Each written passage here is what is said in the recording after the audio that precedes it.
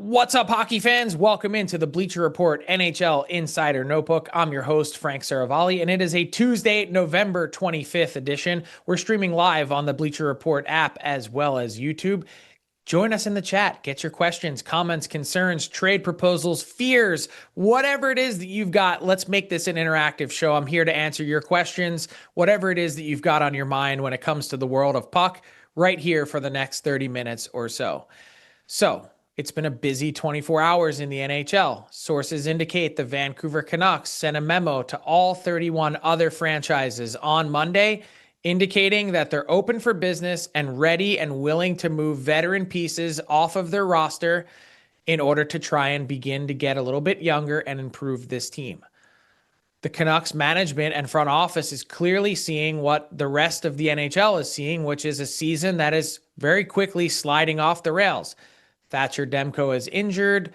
They've had a host of injuries up front, including to center Philip Hedl. They've got a second-line center right now in David Kampf, who had spent the majority of this season in the AHL with the Toronto Marlies.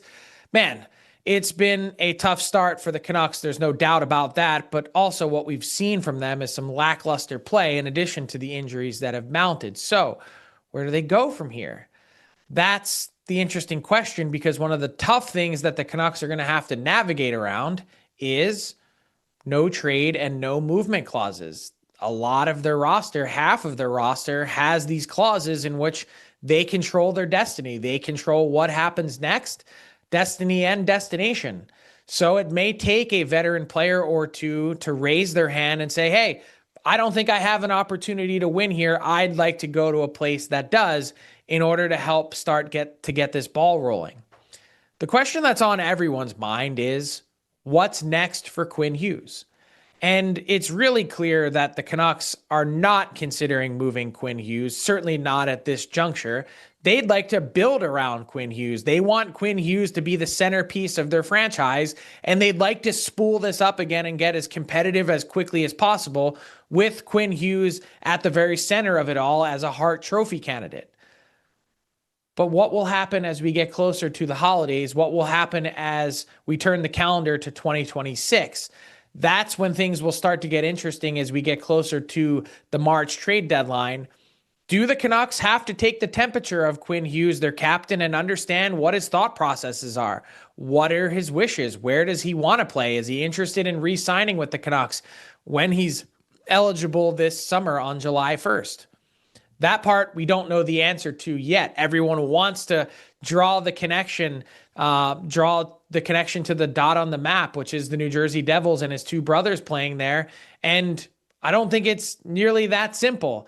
And so as the Canucks try and figure out their next step and this path forward, which at some point will surely include a center, well, what does it all mean for Quinn Hughes? And do they have to engage in some of those trade conversations as we get closer to March? Or is March and the trade deadline period in 2026 really going to be about beginning to lay the foundation and framework of some trade conversations that could pick up in the offseason, depending on where things go from here? So a lot happening for the Canucks. Clearly, as Jim Rutherford mentioned a few weeks ago, they've been resistant to the idea or term of a rebuild. What I would say if you're in Vancouver is don't get caught up on the terminology and what happens from here. I don't know if it matters which R word you use: retool, rebuild, reshape, restructure, whatever it is. The Canucks are ready to make changes, and that's the news. That's the important story here. James Gordon in our YouTube chat says, good morning. Well, for me, it's good afternoon. I'm ready for lunch. I'm hungry, buddy. Someone can clip that and have a field day with that. Dan Morris wants to know any buzz around the Sabres moving forward. Dan, there really hasn't been, as the Sabres, they go hot, they go cold, 2-game stretch, 3-game stretch where they look good, and then right back to where they were. And it's a brutal battle for them trying to climb out of the cellar in the Eastern Conference. Yeah, I mean, piggybacking off of that conversation that we just had about Quinn Hughes, Wildstorm asks, what time is Quinn's flight to New Jersey? And I know, again, everyone gets the idea of these three brothers uniting and coming together.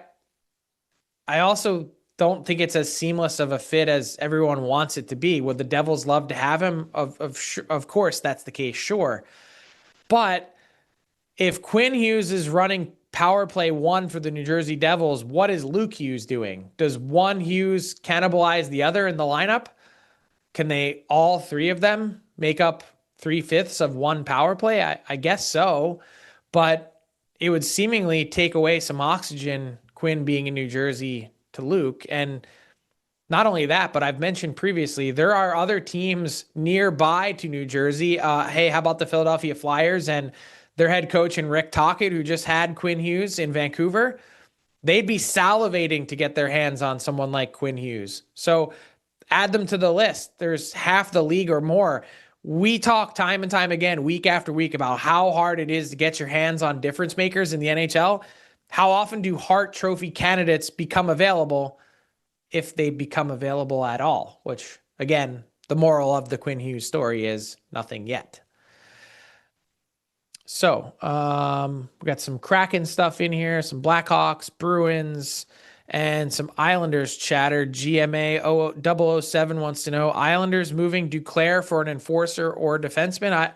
I don't know who's grabbing Duclair with the term on his deal, but yeah, maybe they could use a little bit more of a support on their blue line. That would be good. Before we get into some other stuff, including the Hawks, Bruins, and we'll definitely touch on the Rangers shortly, let's talk about the Nashville Predators.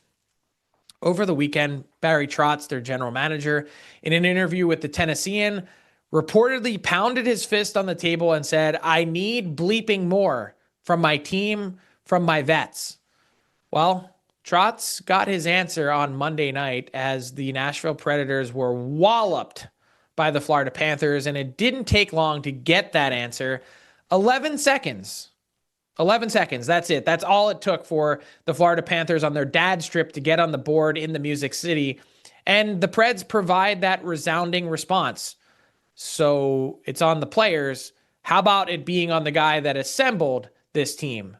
And while Trotz has remained committed to head coach Andrew Brunette publicly, the seat is undoubtedly getting warm with each successive loss. And in some ways, maybe even Barry Trotz, his hot seat, is growing just a bit warmer as a result of the Preds' play and seemingly rudderless direction.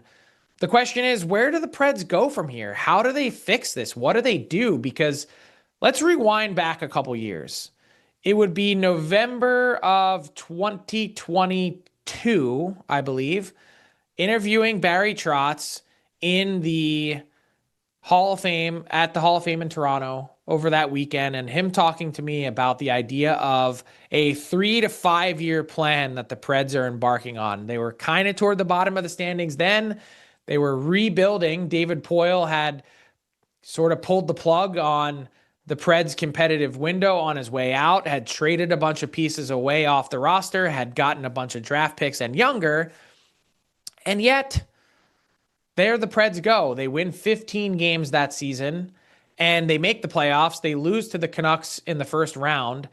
And then that summer, decide to go out and sign Steven Stamkos, Jonathan Marchessault, extend UC Saros with an 8-year contract extension that he's just now in the beginning of.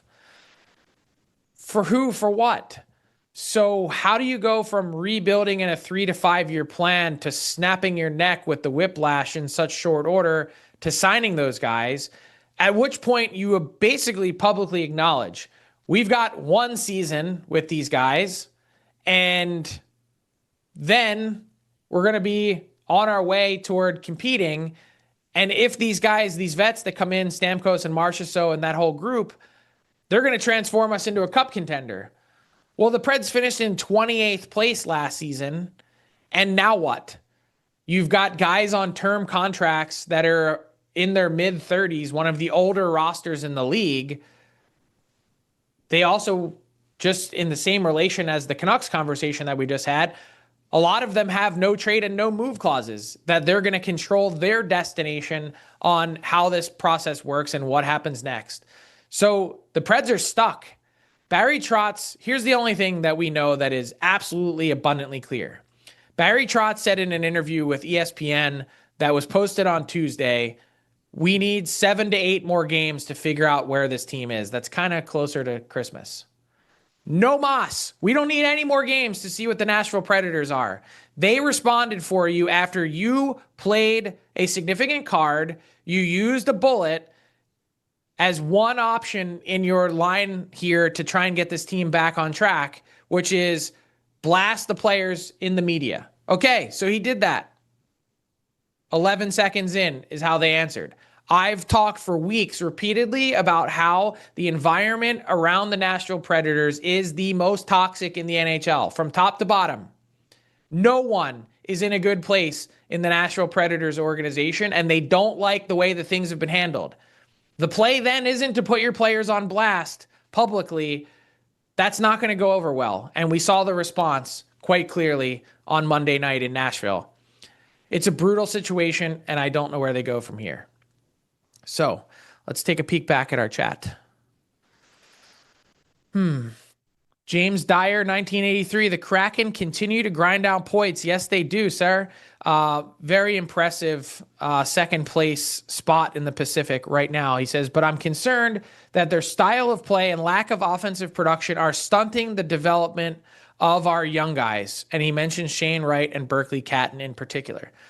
You know, I'm with you and I agree with you, but perhaps maybe more important to me and the Kraken right now, James, is the tone that their vets and their team overall are setting, their commitment to playing hard and being in every game.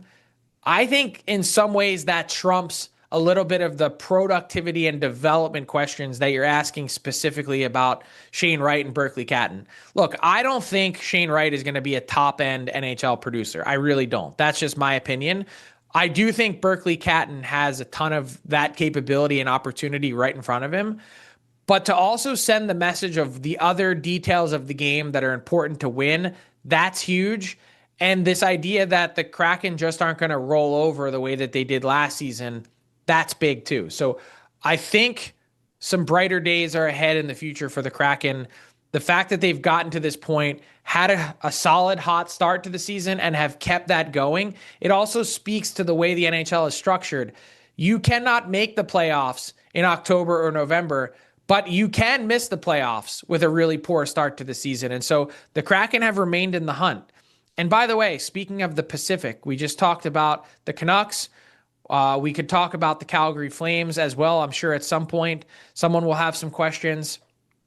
But answer for me today in the chat as we approach Thanksgiving on Thursday.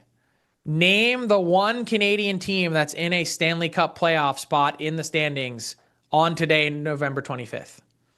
The answer will surprise you. See the first person to get it in the chat because it's an interesting one. Davis Chad 5 wants to know any Blackhawks news. Nope, but I reported over the weekend as the Blackhawks and Connor Bedard is off to a thunderous start to the season, one of the 5 best players in the NHL so far this year. There hasn't been any news on the contract talk front when it comes to Connor Bedard, but I think what this start has done is crystallized for me and probably for the Blackhawks and a few others is, well, we know what echelon Connor Bedard's going to be playing in. So you can kind of create these goalposts of what the next Connor Bedard contract is going to look like, and presupposing that it'll be an 8-year deal because so many of the players in his similar position, Logan Cooley being the most recent in Utah, have chosen the 8-year deal, is that you can kind of set the goalpost between $12.5 and $15 million a year on an 8-year deal. And I know that's a wide swath. Hey, Frank, congrats. You nailed somewhere between 100 and 120 million bucks. Yes, but the moral of that story is that it's really likely to come down to what Connor Bedard pushes for and what he asks for from the Blackhawks. Either way, he's going to be a very wealthy individual moving forward. We know that part for certain. But it's the 8-year deal that's going to be critical, even more so than the AAV for the Hawks, because it just gives you certainty on what you're building, how long you're building for, and the pieces that you can surround him with, in addition to the security that comes with that AAV. If Connor Bedard truly wants to catapult the Chicago Blackhawks into the next iteration of Jonathan Toews and Patrick Kane, then they've got that in front of him with the prospects they have in-house. It's going to be what can they surround him with and how quickly can they do it? That's going to be the question. And yes, Jonathan Toews and Patrick Kane, well north of $100 million in career earnings. They are set for life. But no one is going to remember Jonathan Toews or Patrick Kane for the points that they put up. It's for the banners that they hung in United Center. And if Connor Bedard wants to get to that level with the Hawks, it's not going to be on a 5-year deal, most likely. It's going to be on 8 because they'll be able to best plan for the certainty around him building that roster. And with unlimited cap space, I don't know that it makes a difference to the Hawks 12.5 or 15 or even stretch to 16. The number is going to be kind of irrelevant. It's the term that I believe is going to matter most. And given that really only a couple exceptions, Austin Matthews, Mitch Marner, I guess you could throw Connor McDavid into that conversation, but I wouldn't because McDavid already signed an 8-year deal, that for the most part, when available, almost everyone has taken the term. It's the other guys that are the outliers. They are the exceptions to the rule. And yes, our friends in the chat did nail Corey Norris was the first one that I saw saying that the Ottawa Senators are the only Canadian team today on Tuesday, November 25th, that woke up in a Stanley Cup playoff spot. I don't know that I would have had that on my bingo card. No Oilers, no Leafs, no Montreal Canadiens. You know, if you said to me, hey, the Flames and the Canucks aren't, but what about the Jets? The Winnipeg Jets with Connor Hellebuck out 4 to 6 weeks. They are also not in a Stanley Cup playoff position as of today. So pretty interesting. Osman4979 says, hi from Turkey. What's up, dude? Glad you're watching. Thanks for joining us. All right. What else do we got? Dancing Wave says, any thoughts on who Philadelphia could target at center? Saw a report that they were looking for center depth. Of course they are. I think the Flyers have made some calls around the league on a number of centers. Join the list. The Vancouver Canucks that we just talked about, the Calgary Flames, the Montreal Canadiens, the Toronto Maple Leafs. Those are just in Canada that are looking for a center. So many teams are in the market for a center. The Boston Bruins. I mean, it's an endless list of teams that are looking for a center. I don't know who they'd be targeting. Obviously, for the time being, they'd sort of taken a stopgap approach, bringing in someone like a Christian Dvorak who could play center. So I don't know if it's more along those lines or if they are looking to take a bigger swing. But I would argue that in the end, even with a pretty good start to the season and a great home record, I just don't know that the Flyers are ready to take that swing yet. I still think in my heart of hearts that they're way better off trying to ensure themselves a top 5 pick, even if it's not in their DNA, not in their nature to want to do that. All right, let's get back on track with our topics here and talk a team just north of Philadelphia, and that is the New York Rangers. Is a fire sale coming? Remember, it was 1 year ago on Sunday that Chris Drury sent out a memo to all 31 other teams, letting them know that Chris Kreider and Jacob Trouba were both available. Well, both are gone 1 year later. That didn't take long. The Rangers' season swirled down the drain. I don't need to tell you that. No, by the way, Jacob Trouba on the Anaheim Ducks, the first place Anaheim Ducks blue line, by the way, had more points through the first quarter of the season on the Ducks blue line than the Rangers captain JT Miller did, his successor. There's an interesting stat for you. And by the way, Chris Kreider started off the year with 9 goals in 9 games. The Ducks look pretty good. The Rangers, not so much. Ranger fans have been frustrated by certainly their home record as they picked up another win recently. But I've said it before, I don't see a fire sale coming yet. I still think this team needs a bit of time to crystallize, and the standings would indicate that there's still a lot of runway in front of this team. I know that fans have been frustrated saying, hey, this is not a contending team. This is not one that can break through. I also just look at the standings, how tight everything's packed, and consider this for how tight it's packed. The Colorado Avalanche, the gap between themselves with 1 regulation loss and the second place team in the league standings it was 7 points heading into Monday's action. That's the same gap that splits 2 to 25. So second place to 25th, 7 points. First to second, 7 points. What does that tell you? The Eastern Conference, for one, is wide open.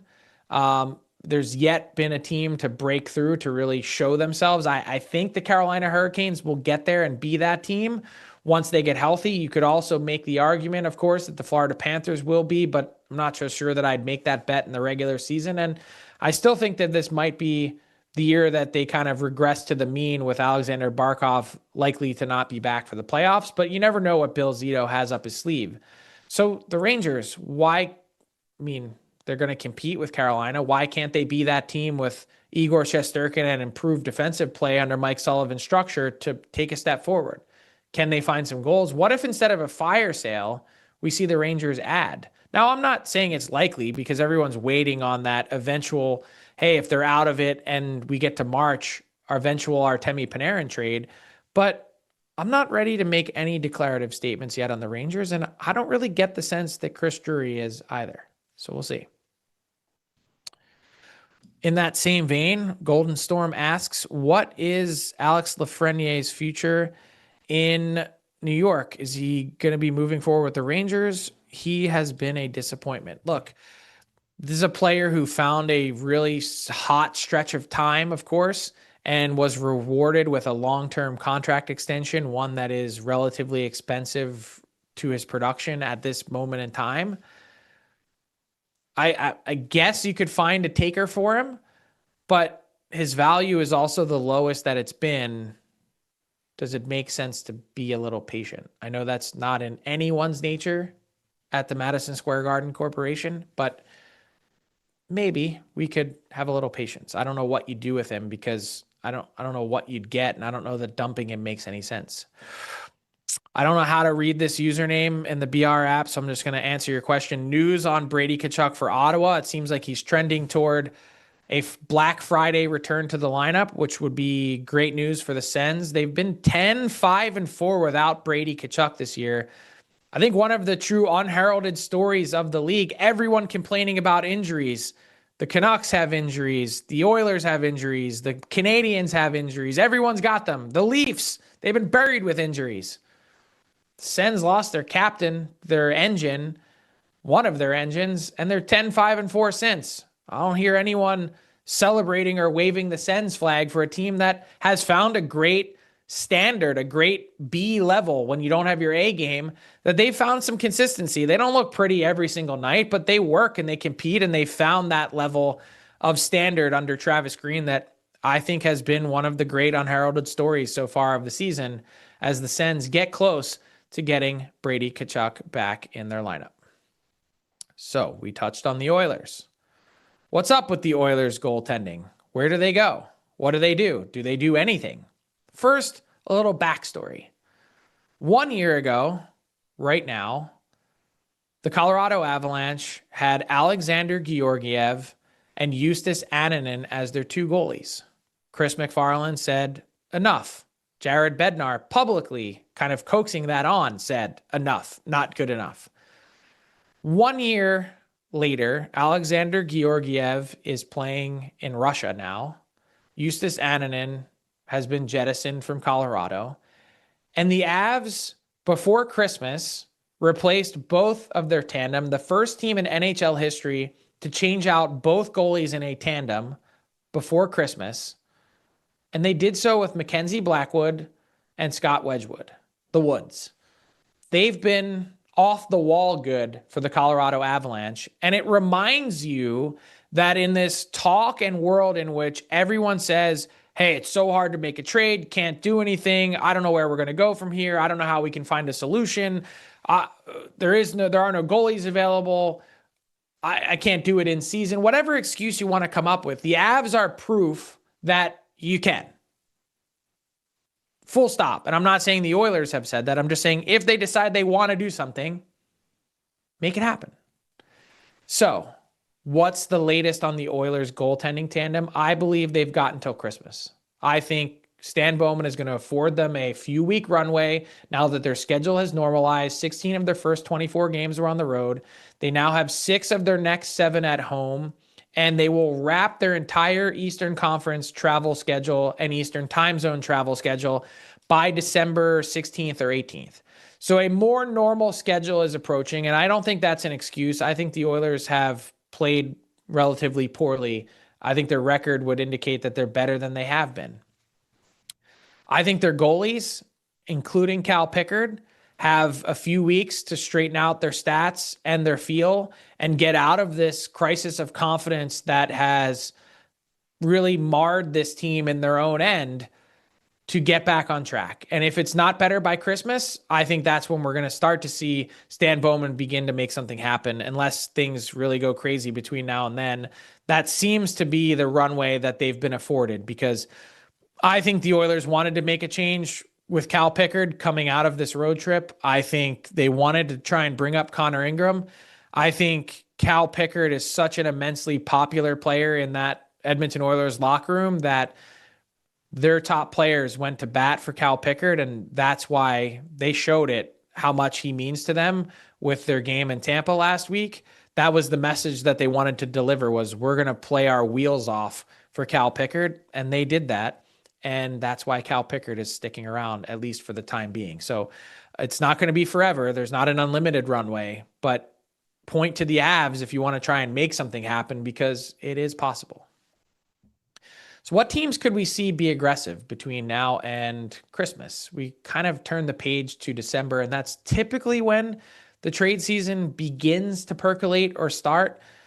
We have, of course, the holiday roster freeze that comes around December 23rd. But between now and then, we touched on the Canucks, who have sent out the memo. We've touched on the Preds, who they said they need 7 to 8 more games. We touched on the Oilers' goaltending situation, the Rangers. There's a few more, and the usual suspects. It didn't receive as much fanfare, but 2 other teams to send out a memo to all 31 earlier this season, a few weeks ago, were the St. Louis Blues and the Minnesota Wild. The Blues, this isn't typically abnormal. Doug Armstrong does seem to get tired of his team more quickly than other managers, and he had put some of his players up for auction as of a few weeks ago. Their goaltending needs to normalize in a big way. But the other team that had sent a note, interestingly enough, this season was the Minnesota Wild, and they've responded by being the best team in the league in November outside of the Colorado Avalanche. 9-1-1. They haven't trailed since November 7th, and maybe just a reminder that in this crazy and wild, topsy-turvy world that is the NHL, sometimes water finds its level. And so that's going to be interesting to watch as we look for which teams could be aggressive. I'm not saying the Wild won't do something later, but they've played themselves into a relative position of comfortability, led by Jesper Wallstedt with 3 shutouts in his last 4 games. Which other teams could we see get in on the action? The Toronto Maple Leafs are always a team to watch. What about the Buffalo Sabres as they're scuffling near the bottom of the standings in the Eastern Conference? Kind of as per usual. We touched on the Flyers a little bit. The Pittsburgh Penguins could be in the mix as their season has floundered a little bit after a really hot start. And then the usual suspects as we get closer to the trade deadline period, the contending teams. Right now, we've got a bunch of malcontents that are unhappy with their start to the season and would like to make changes, but not always easy dealing with a deck that isn't full, a third full right now in terms of teams that want to be in the market. And I'd be remiss to not mention the Calgary Flames and what's next for them. So a little contender and pretender check as we wrap up this Bleacher Report NHL Insider Notebook on Tuesday, November 25th. Vegas Golden Knights, contender or pretender? Their record is relatively middling. They've been a 3-3-4 team over their last 10, just okay. I'm going to still say Vegas Golden Knights are a contender. We talked about the Kraken, contender or pretender. Not a contender for the cup, but I think they've proven that they are a contender for the playoffs. That much is certain. Minnesota Wild, contender or pretender? I'm going to say Minnesota Wild are a contender, not just for the playoffs, but if they continue to defend as well as they have, with some reinforcements up front from the scoring standpoint. They gave Vegas all they could handle in a 5-game series last year. I like the Minnesota Wild as a very sneaky Stanley Cup dark horse. They've got a lot of talent, and they are hefty, big, tough, difficult to play against, and their defense moves really well. So if they can get the goaltending look out for the Wild. They're a team in the West that I would certainly keep an eye on. I mean, the Avs, we don't even need to say anything. One regulation loss in 22 games. Shades of the 2013 Chicago Blackhawks coming out of that lockout. A team that did go on to win the Stanley Cup, by the way. One team I wanted to add to the mix, who has been really kind of impressive, 4 wins in their last 5 games. The Washington Capitals are scoring again, and don't look now, but they're on track to potentially have 5 players finish with 80 or more points. Jacob Chychrun on track for 30 goals this season on the back end, which has been magical. Yes, the Caps have poured it in with a couple 7 and 8 goal games of late, but they're scoring again. They had defended as well as any team in the league under Spencer Carberry to start the year. That wasn't in question, but it would be, could they score again at the level that they did last year? And they are rocketing up the leaderboards in terms of that. So keep an eye on the Caps, because I like the way that they're playing now, 1 year older, and finding definitely some rhythm and comfortability this season. If they could just figure out their special teams, they might be a legitimate, authentic threat to win the Stanley Cup. Well, thanks so much for joining us here on the Bleacher Report NHL Insider Notebook. It was a blast getting to your questions, comments, concerns, and everything else that's happening around the NHL. I'm Frank Seravalli. We'll be back with you for a December edition. Can't believe we're stretching into December. Next Tuesday, December 2nd, and can't wait to chat with you then at 1:30 Eastern. Until then, enjoy the turkey and have a great Thanksgiving.